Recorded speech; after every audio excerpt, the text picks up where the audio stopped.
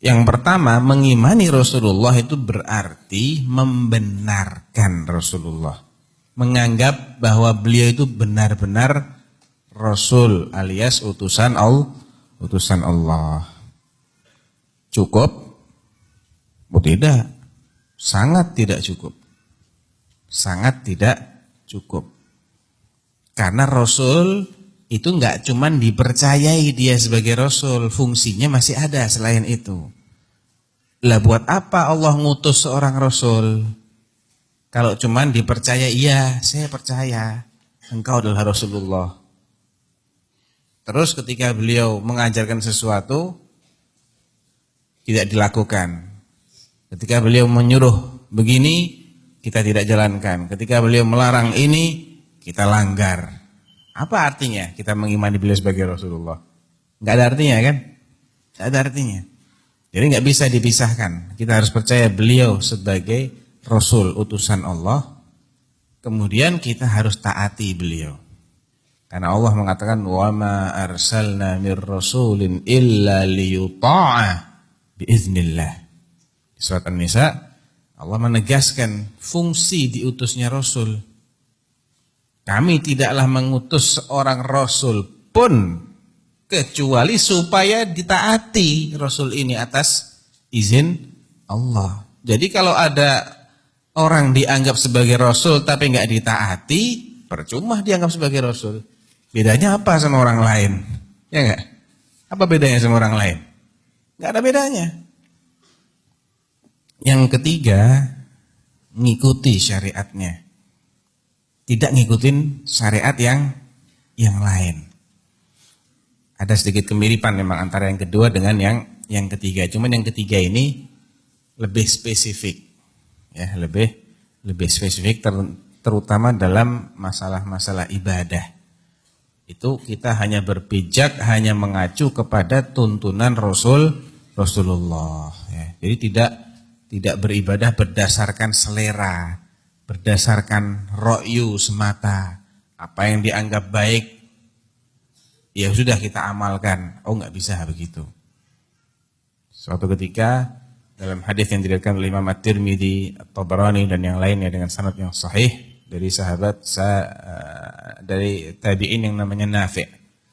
Nafi' ini muridnya Ibnu Abbas, muridnya Ibnu Umar. Murid sekaligus bekas budaknya Ibnu Umar, Nafi' maula Ibnu Umar. Nafi' mengatakan apa? Atasa rajulun 'inda Ibnu Umar. Atasa rajulun 'inda Ibnu Umar. Ada seseorang yang bersin. Bersin itu kalau orang Solo bilang wahing. Orang Lombok bilang apa? Washing. Washing itu nyuci. Ya. Al-muhim. Ada seseorang yang bersin di sampingnya Ibnu Umar. Lalu orang ini mengatakan apa? Alhamdulillah wassalamu ala rasulillah. Aneh kan? Kok bersin pakai ketambahan wassalamu ala rasulillah? Apa komentar Ibnu Umar? Wa ana aqulu assalamu ala rasulillah. Loh, saya juga suka mengucapkan assalamu ala rasulillah. Itu ucapan baik. Walakin ma hakadha allaman amarana Rasulullah SAW. Laisa hakadha amarana Rasulullah sallallahu alaihi wasallam. Tapi bukan begini yang diperintahkan oleh Rasulullah SAW.